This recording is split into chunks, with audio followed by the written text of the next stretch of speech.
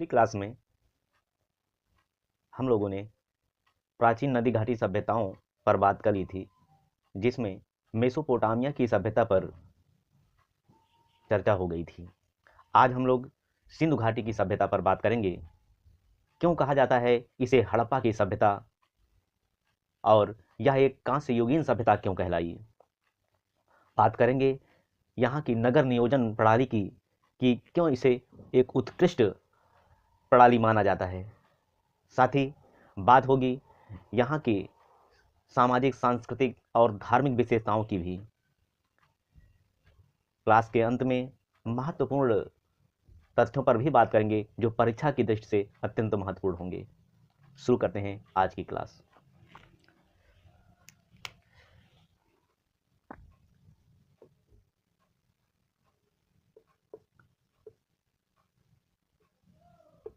Indus valley civilisation.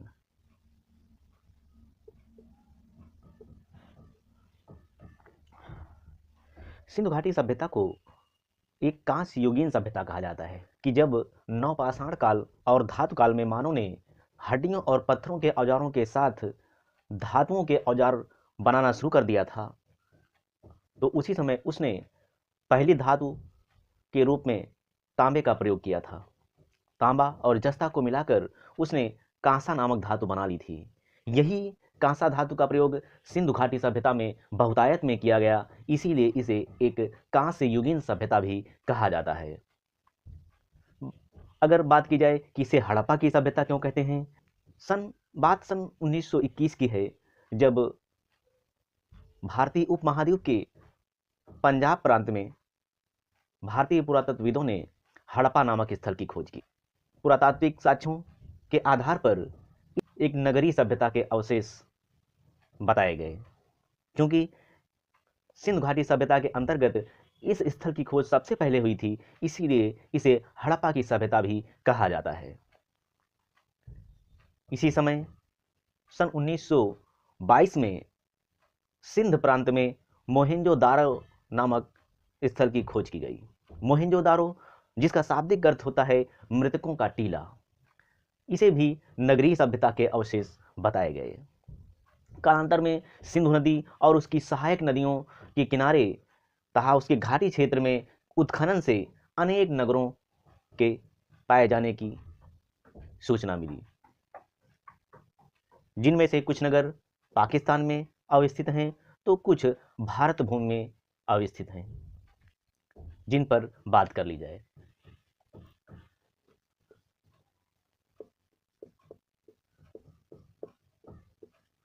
Pakistan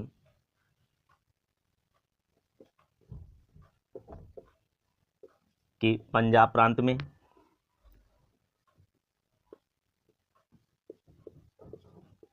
Harappa, Ganeriwala,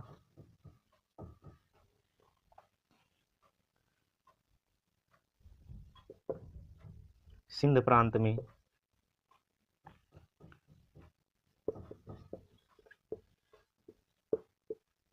Mohenjo-daro,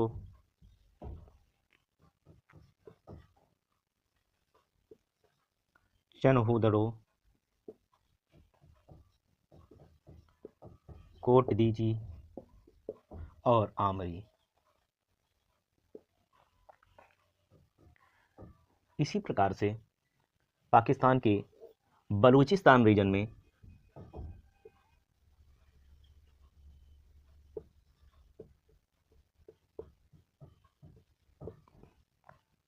Mehrgarh,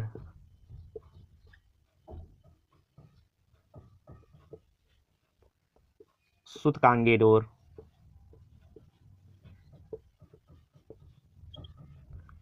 और राना घुंडई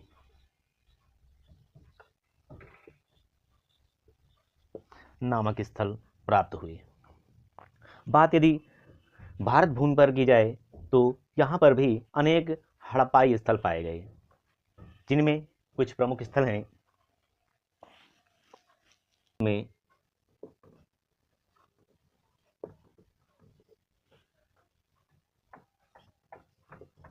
जम्मू कश्मीर में मांडा,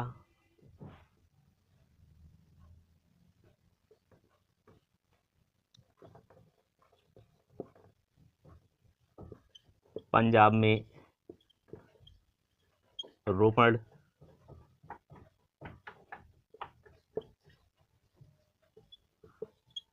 चक 86,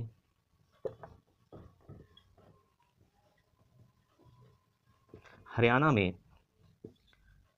राखीगढ़ी,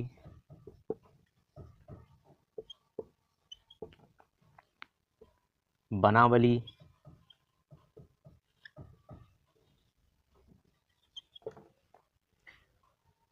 राजस्थान में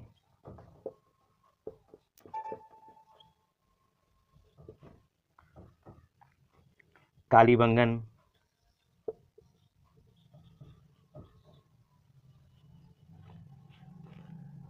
इसी प्रकार से गुजरात रीजन में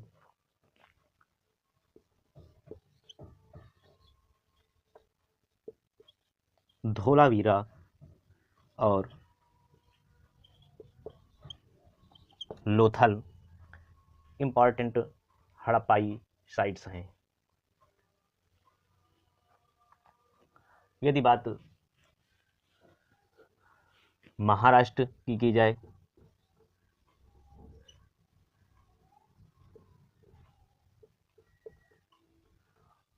महाराष्ट्र में दैमाबाद और उत्तर प्रदेश में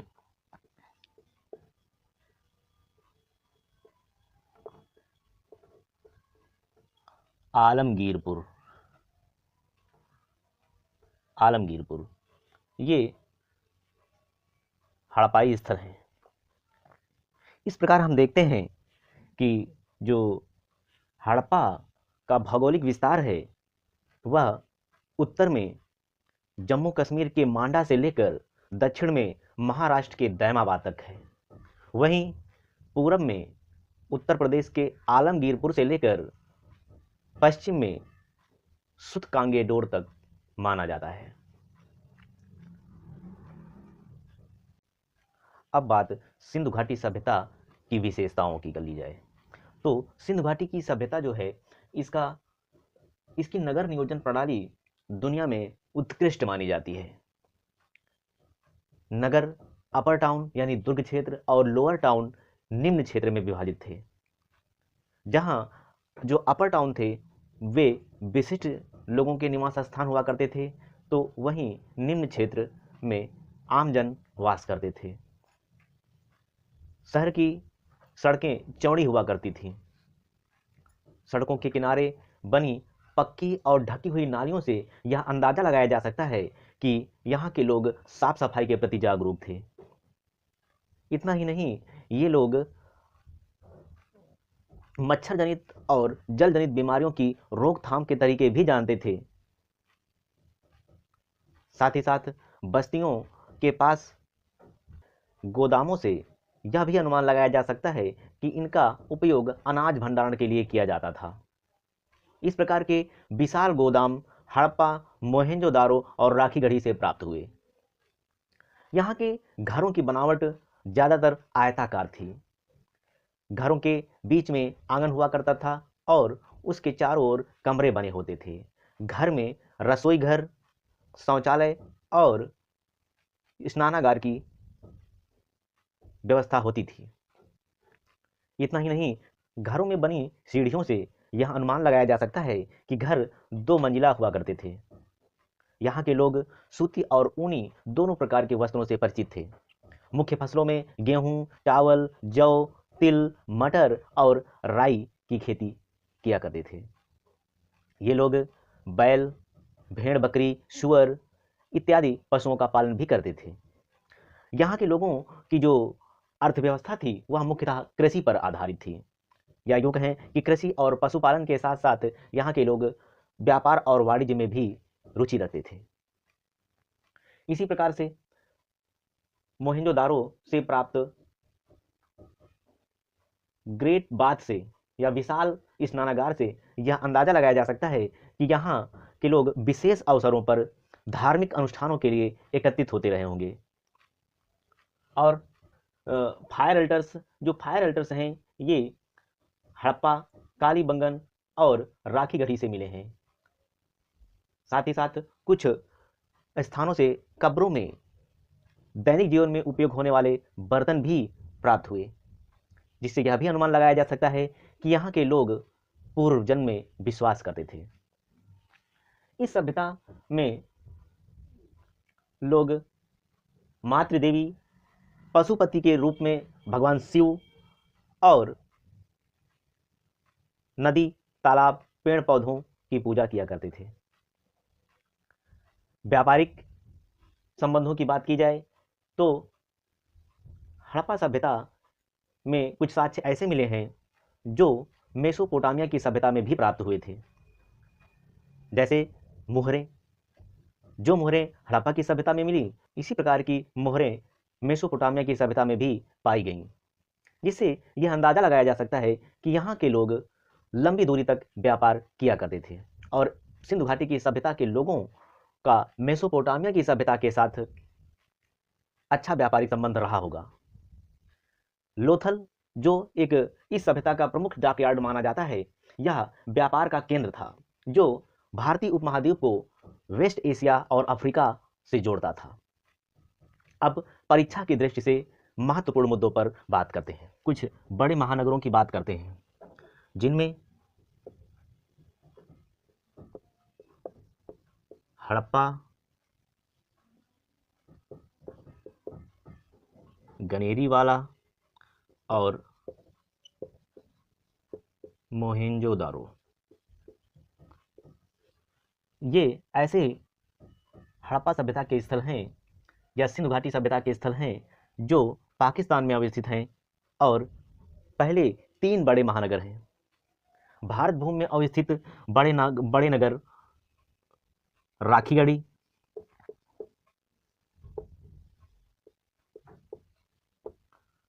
और धोलावीरा। राखीगढ़ी भारत में अवस्थित हड़प्पा सभ्यता का सबसे बड़ा महानगर है। इसी प्रकार से जो लोथल है, ये ऐसा स्थल है जिसे यूनेस्को ने 2021 में वर्ल्ड हेरिटेज साइट में शामिल कर लिया। भारत में अवस्थित सिंधु घाटी सभ्यता का यह पहला नगर है जिसे इस प्रतिष्ठित सूची में शामिल किया गया है। तो धोलावीरा के बारे में कुछ और महत्वपूर्ण बिंदुओं पर बात कर लेते हैं। धोलावीरा स्थल की खोज यहां पे बता दो 1968 में archaeologist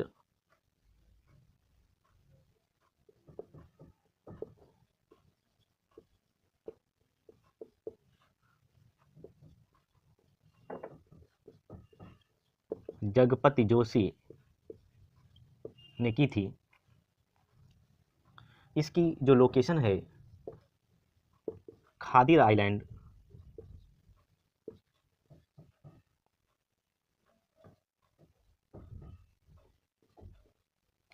run of Kutch,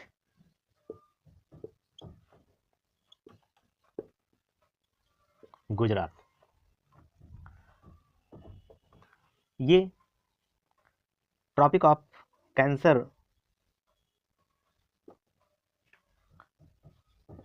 cancer यानी कर्क रेखा इससे होकर जाती है। यह स्थल अपने वाटर कंजर्वेशन के लिए फेमस है। वाटर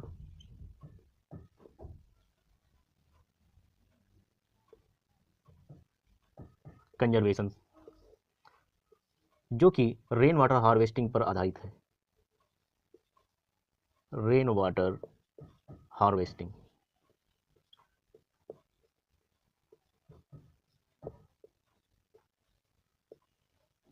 वर्षा जल संचयन के लिए यहाँ पर कुछ ऐसी व्यवस्थाएं की गई थी जिनके साक्ष्य पुरातत्वविदों को मिले हैं।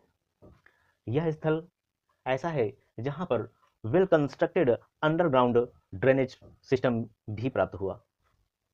तो धौलावीरा परीक्षा की दृष्टि से अत्यंत महत्वपूर्ण स्थल है।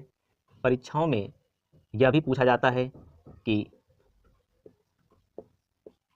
हड़प्पा स्थल की खोज किसने की। तो हड़प्पा स्थल की खोज 1921 में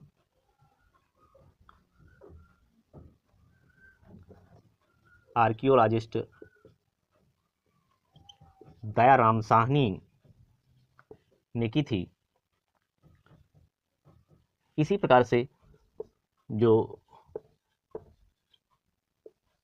मोहेंजोदारो हड़प्पन साइट है, इसकी खोज 1922 में आर्कियोलॉजिस्ट राखल दास बनर्जी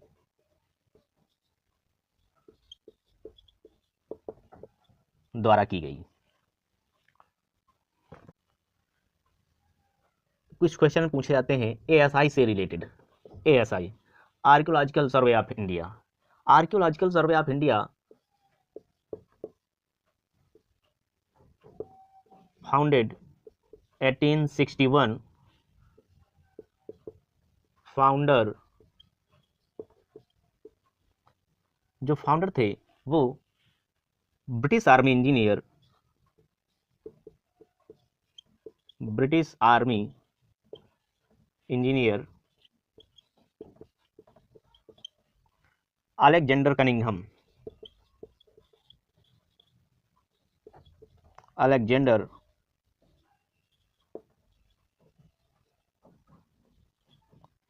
कनिंघम थे।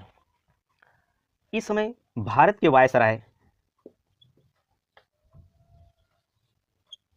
लॉर्ड कैनिंग थे।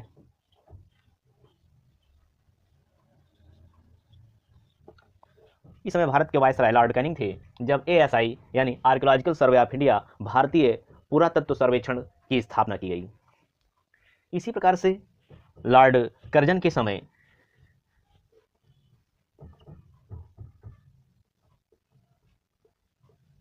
लॉर्ड कर्जन के समय 1904 में आर्कियोलॉजिकल डिपार्टमेंट की स्थापना की गई। Archaeological department. आर्कियोलॉजिकल डिपार्टमेंट यानी पुरातत्व विभाग के सेटअप करने के पश्चात ही उत्खनन के कार्य में तेजी आई और इसी के बाद हम देखते हैं कि 1921 में दयाराम साहनी ने पंजाब प्रांत में हड़प्पा नामक स्थल की खोज कर डाली। डिक्लाइन ऑफ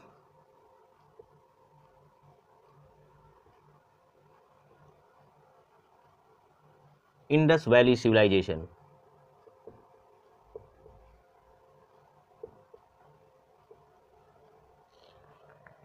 सिंधु सभ्यता के पतन के विषय पर इतिहासकारों का अलग अलग मत है। कुछ इतिहासकार यह बताते हैं कि सिंधु सभ्यता का पतन प्राकृतिक आपदाओं के कारण हुआ, जबकि कुछ इतिहासकार मानव जनित आपदाओं को इसके पतन का कारण मानते हैं। प्राकृतिक आपदाओं में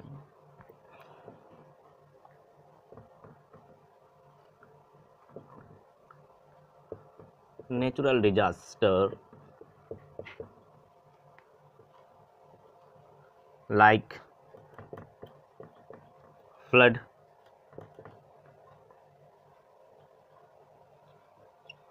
drought, epidemic या फिर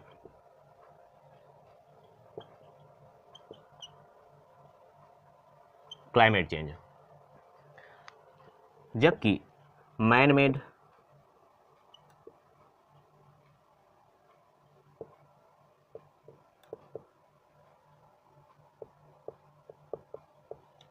डिजास्टर्स या एंथ्रोपोजेनिक रीजन्स में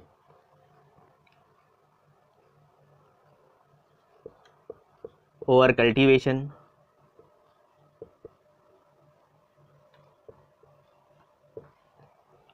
डिफॉरेस्टेशन,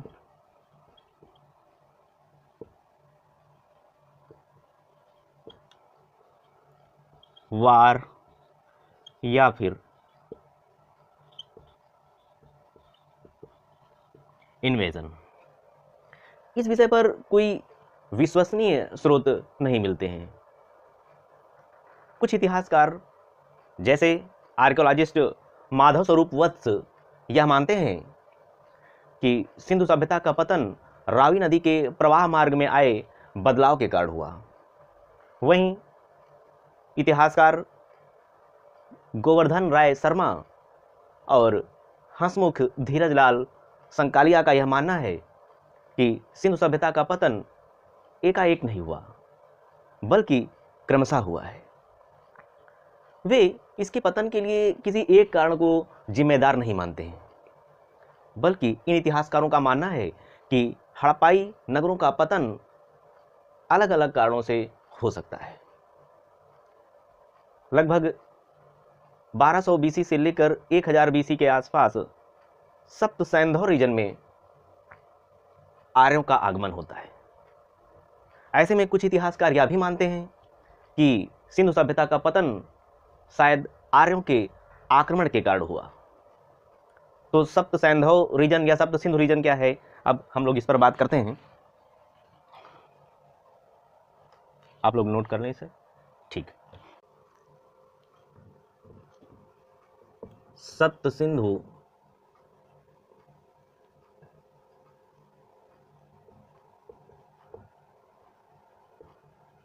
रीजन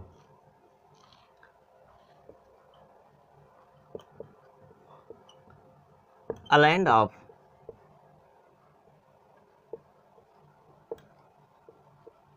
seven rivers,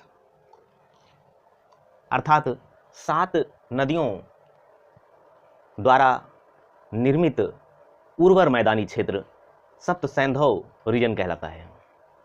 ये 7 नदियां कौन कौन सी हैं? Sindhu,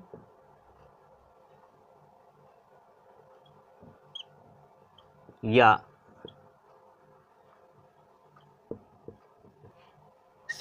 Indus river and it's tributaries. Sindhu की ट्राइब्यूटरीज में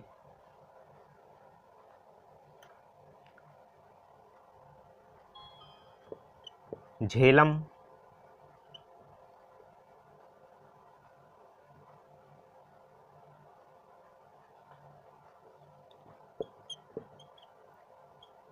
चेनाब, रावी,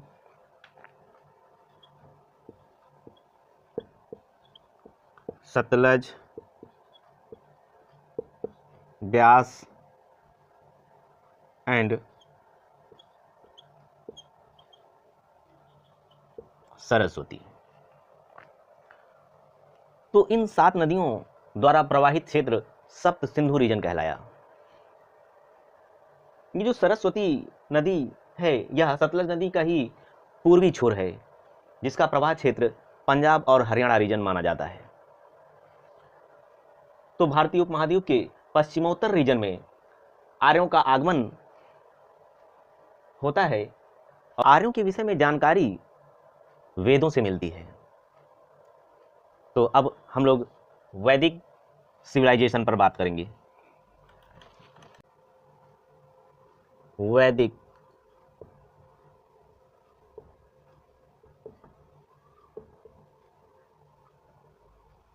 सिविलाइजेशन, इसकी समयावधि 1500 बीसी से लेकर 600 बीसी तक मानी जाती है। विशेषताओं के आधार पर इसे 2 भागों में बांटते हैं।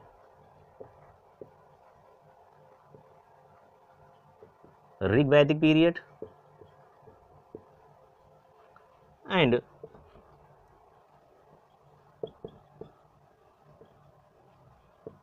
लेटर वैदिक पीरियड। ऋग वैदिक पीरियड का समय 1500 बीसी से लेकर 1000 BC तक माना जाता है, जबकि उत्तर वैदिक समय या उत्तर वैदिक काल का जो समय है वह 1000 BC से लेकर 600 BC तक माना जाता है।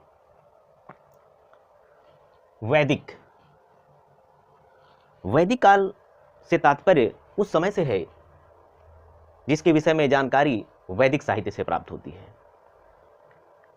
वेद का शाब्दिक अर्थ है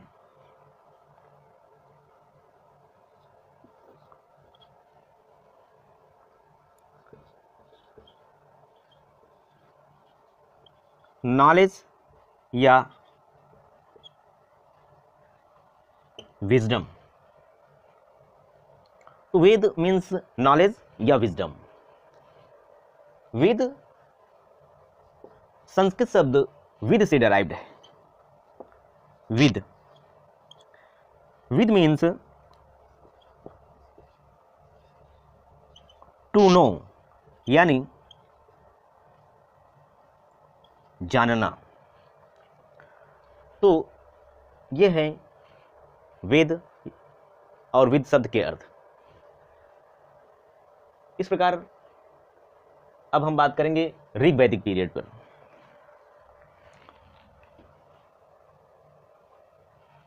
नोट कर लो। आर्यों के विषय में भी कुछ इतिहासकार यह मानते हैं कि आर्य बाहर से सप्त सैंधव रीजन में आकर बसे, जबकि कुछ इतिहासकारों का यह मत है कि आर्य मूलतः भारतीय ही रहे हैं, यह बाहर से इस क्षेत्र में नहीं आए। आर्य प्रायः कबीलों या समूह में रहा करते थे। ये मुख्यतः पशुपालक के रूप में थे। चारा पानी और उपजाऊ भूमि की तलाश में ये एक स्थान से दूसरे स्थान को जाया करते थे। तो जो आर्य थे यह कबीलों में रहते थे। कबीला का मतलब होता है समूह। ये कबीले जन कहलाते हैं, या इन कबीलों को जन भी कहा जाता था। और एक जन का जो मुखिया होता था उसे जनरक्षक कहते थे। एक जन के अंतर्गत कई विष हुआ करते थे और विष का मुखिया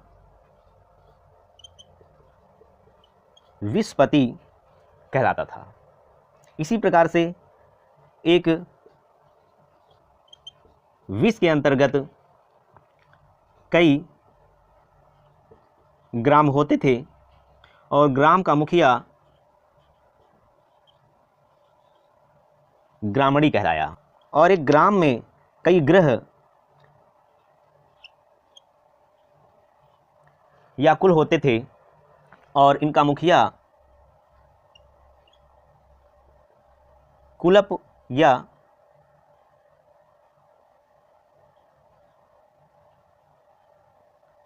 गृहपति कहलाता था।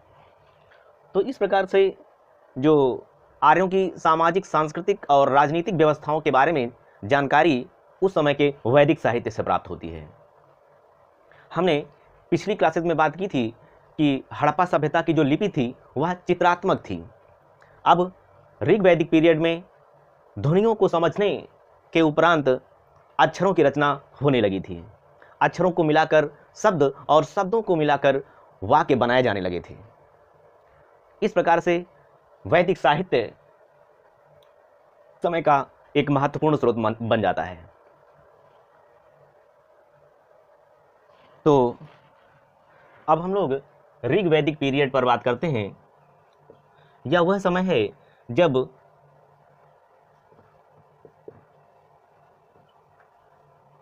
ऋग्वेद की रचना होती है। ऋग्वेद न सिर्फ संस्कृत भाषा का बल्कि आर्यों का भी प्राचीनतम ग्रंथ माना जाता है। तो ऋग्वेद के अंतर्गत ये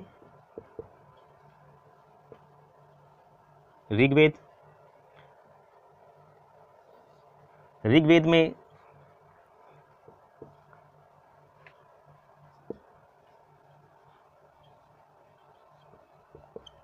दस मंडल्स या बुक्स हैं, जिनमें 1028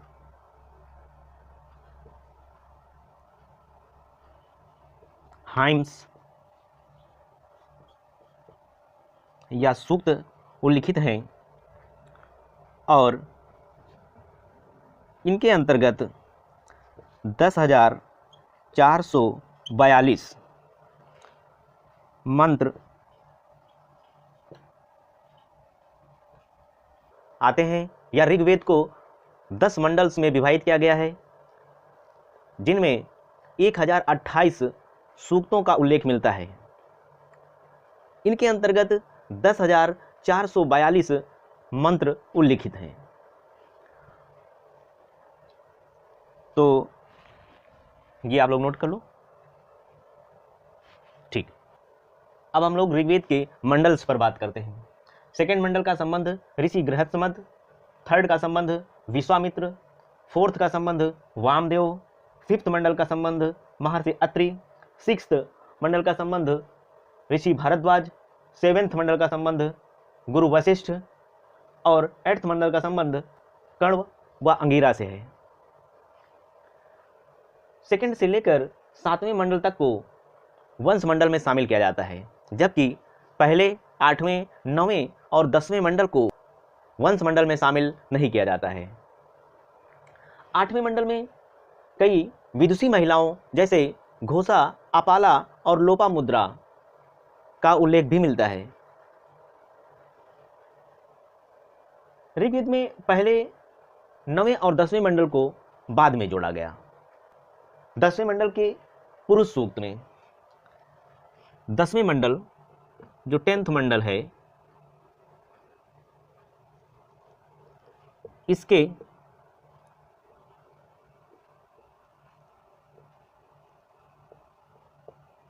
पुरुष सूक्त में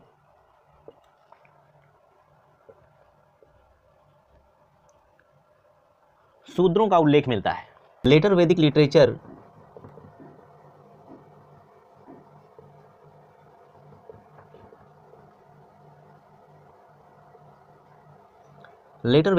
में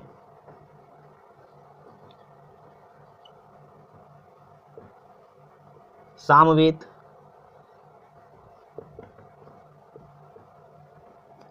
यजुर्वेद और अथर्ववेद। तो उत्तर वैदिक कालीन साहित्य के अंतर्गत सामवेद, यजुर्वेद और अथर्ववेद। सामवेद का संबंध म्यूजिक से है।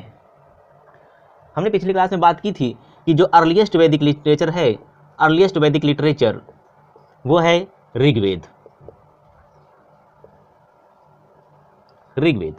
जिसमें विभिन्न देवताओं का आवाहन करने के लिए मंत्रों या प्रार्थनाओं का संकलन है, जैसे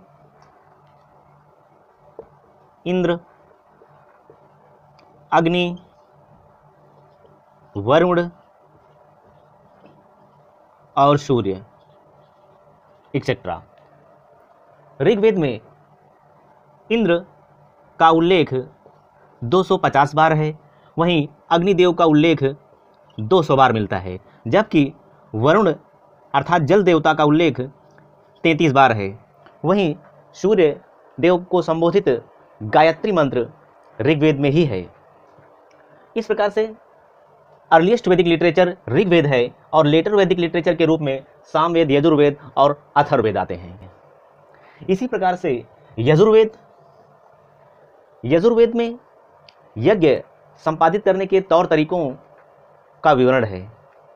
साथ ही अथर्ववेद का संबंध जादू टोना, तंत्र मंत्र के साथ ही साथ नैतिक सिद्धांतों और आयुर्वेद की चर्चा भी अथर्ववेद में ही है। लेटर या अदर वैदिक लिटरेचर की बात की जाए, अदर वैदिक लिटरेचर, तो इस समय ब्राह्मण ग्रंथ लिखे गए,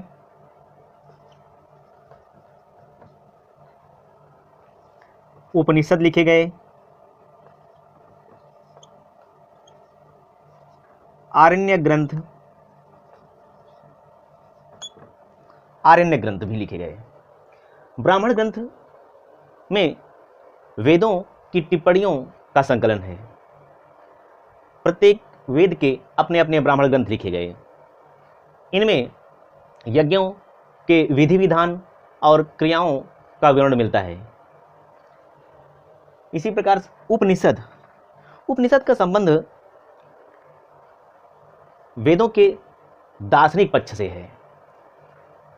उपनिषदों में जहां वेदों के दार्शनिक पक्ष को उजागर किया गया, तो वहीं आरण्यक ग्रंथ में ब्राह्मण ग्रंथ का परिष्कृत रूप मिलता है। उपनिषद का शाब्दिक अर्थ है गुरु के समीप बैठकर ज्ञान प्राप्त करना। उपनिषदों की संख्या 108 है, जिसमें महत्वपूर्ण उपनिषद हैं मुंडक या मुंडक्योपनिषद।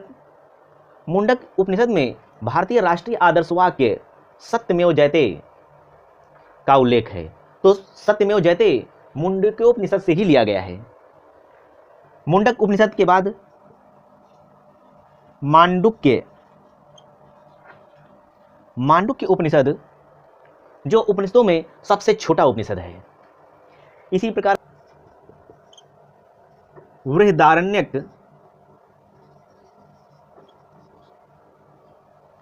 बृहदारण्यक उपनिषद जो उपनिषदों में सबसे बड़ा उपनिषद है। कठोपनिषद में यम नचिकेता संवाद का उल्लेख है। कठोपनिषद में मृत्यु और मृत्यु के बाद जीवन का उल्लेख मिलता है।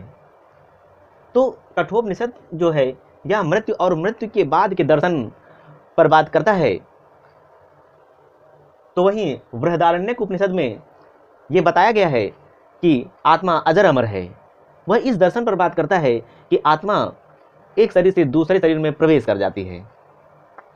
इसी दर्शन को बाद में भगवत गीता में व्याख्यायित किया गया। आर्कियोलॉजिकल सोर्सेज में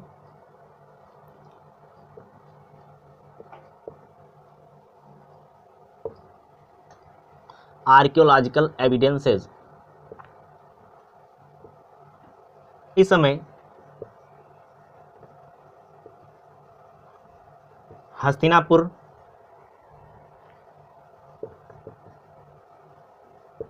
अतरंगी खेड़ा,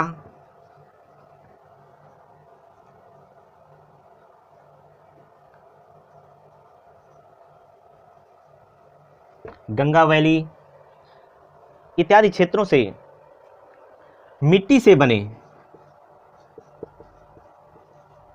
विभिन्न प्रकार के बर्तन मिलते हैं, जिनसे वैदिक कालीन लोगों की जीवन शैली के बारे में पता चलता है। इसी प्रकार से उत्तर वैदिक काल में भारतीय इतिहास में आर्यों के द्वारा पहली बार लोहे का प्रयोग किया गया।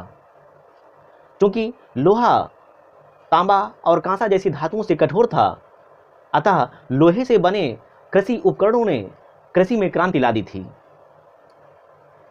तो आर्कियोलॉजिकल सोर्सेज के साथ साथ बात की जाए अगर वैदिक कालीन सोसाइटी की, तो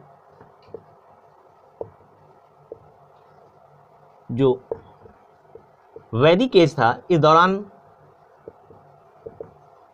वैदिक एज में सोसाइटी पैट्रियार्कल थी। पैट्रियार्कल यानी पितृसत्तात्मक समाज ऐसा समाज होता है जिसमें परिवार का सबसे बड़ा पुरुष सदस्य परिवार का मुखिया होता है और परिवार के सभी निर्णय प्रायः उसी के द्वारा लिए जाते हैं। सामाजिक व्यवस्था में ऋग्वैदिक काल में समाज को 4 वर्णों या समूहों में विभाजित किया गया था, जिसमें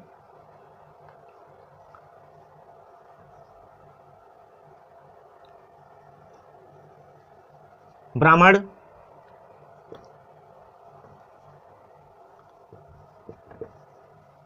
क्षत्रिय, वैश्य और शूद्राज। ब्राह्मण प्रीस्टली क्लास माना जाता रहा है।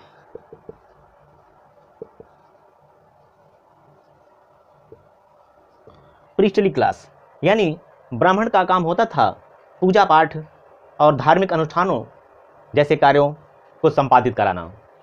इसी प्रकार से क्षत्रिय वॉरियर क्लास के अंतर्गत आता था। Warrior class. वैश्य ये ट्रेडर क्लास। ट्रेडर क्लास यानी वैसे व्यापारिक वर्ग होता था। वैसे व्यापारिक वर्ग होता था। और शूद्र जिसकी समाज में निचले पायदान पर स्थिति रही है। Lower class. ये जो सामाजिक विभाजन रहा है यह ऋग्वैदिक काल में तो व्यवसाय पर आधारित रहा, परंतु उत्तर वैदिक काल में यह विभाजन और जटिल बना दिया गया। उत्तर वैदिक काल में सामाजिक विभाजन जन्म आधारित हो गया था, अर्थात अब वर्ण परिवर्तन करना संभव नहीं था। शूद्रों की स्थिति और बदतर हो गई थी। महिलाओं की स्थिति में भी गिरावट आई।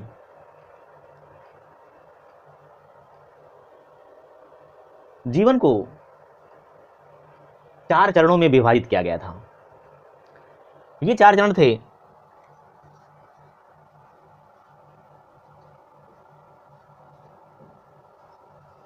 ब्रह्मचर्य,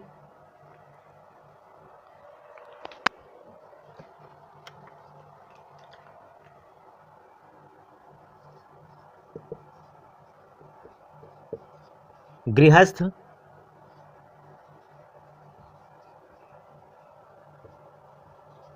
वानप्रस्थ और सन्यास। ब्रह्मचर्य की स्थिति, ब्रह्मचर्य जीवन अर्थात यह समय विद्यार्थी जीवन का होता था, स्टूडेंट लाइफ। गृहस्थ हाउस होल्डर,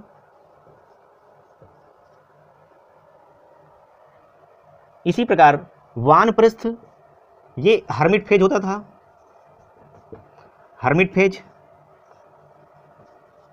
और सन्यास ये जीवन का अंतिम चरण होता था, लास्ट फेज। शिक्षा प्राप्त करने के लिए इस समय गुरुकुल व्यवस्था थी। गुरुकुल व्यवस्था जहां शिष्य गुरुकुल में अपने गुरु के साथ ही रहकर पूरी शिक्षा ग्रहण करते थे।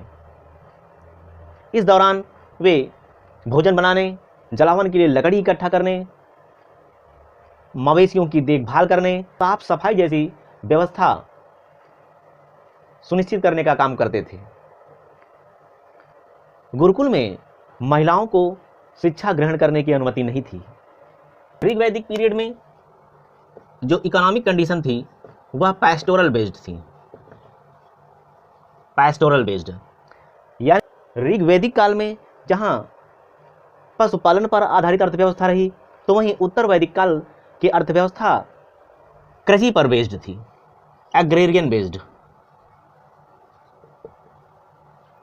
एग्रेरियन यानी कृषि आधारित अर्थव्यवस्था। आर्य गाय को प्रमुख व पवित्र पशु मानते थे। गाय को ऋग्वैदिक काल में अघन्या,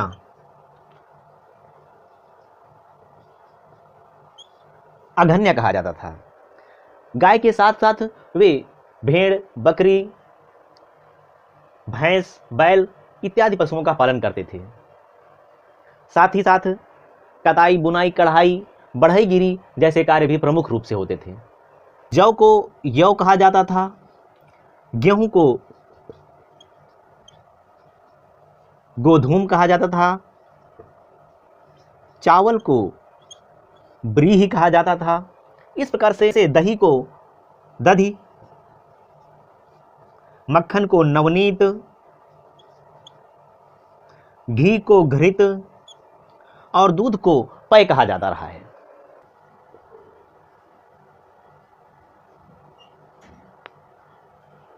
उत्तर वैदिक काल में अर्थव्यवस्था कृषि पर आधारित रही। इस समय लोहे की खोज ने कृषि में क्रांति ला दी थी। लोहे से बने उपकरण जैसे हंसिया, कुदाल, फावड़ा और हल ने जहां कृषि कार्य को आसान बना दिया था, वहीं इन उपकरणों ने जंगलों की सफाई करने में भी मदद की। तो इस प्रकार उत्तर वैदिक काल में खेती एक प्रमुख व्यवसाय रहा। साथ ही साथ लोहा गलाने, रस्सी बनाने और कांच उद्योग का विकास भी उत्तर वैदिक काल में हो गया था। इस समय जहां गाय को या दूसरे पशुओं को विनिमय के माध्यम के रूप में उपयोग किया जाता था, तो वहीं निष्क नामक सोने के सिक्के को भी निष्क नामक सोने के सिक्के को भी विनिमय के माध्यम के रूप में इस्तेमाल किया जाता रहा। इस पर 2022 में IAS प्री एग्जाम में क्वेश्चन पूछा गया था कि निष्क क्या है।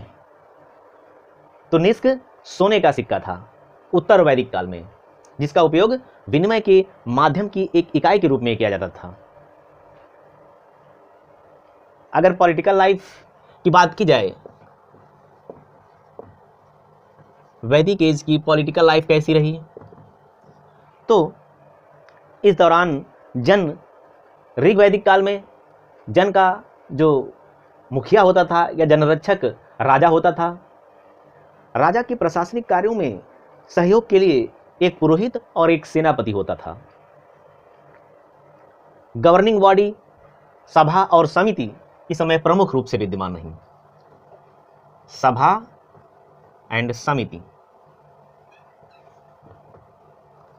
सभा में कुछ चुने हुए सदस्य शामिल होते थे, जबकि समिति में राजा के अधिकार क्षेत्र के सभी सदस्य शामिल होते थे। उत्तर वैदिक काल में राजा का पद वंशानुगत हो गया था। अब राजा महाराजाधिराज, विराट, सम्राट जैसी उपाधियां धारण करने लगा था। क्षत्रिय और शक्तिशाली हो गए थे। राजा राज्य की रक्षा के लिए मुख्य रूप से 3 प्रकार के यज्ञ किया करते थे, जिनमें अश्वमेध यज्ञ,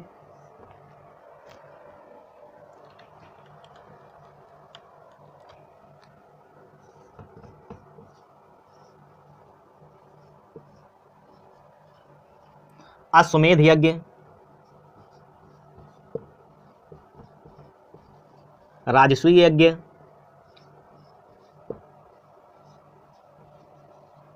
और वाजपेय यज्ञ प्रमुख थे।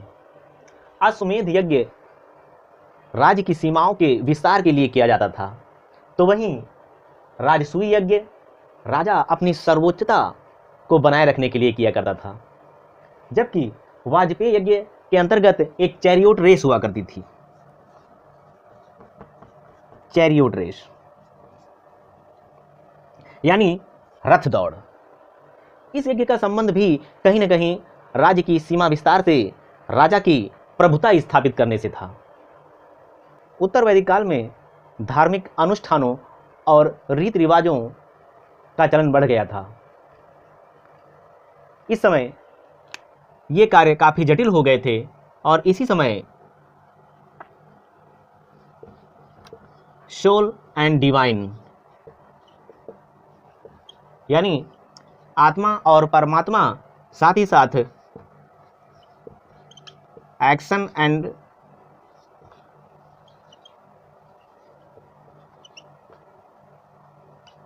सॉल्वेशन, कर्म और मोक्ष की अवधारणा सामने आई।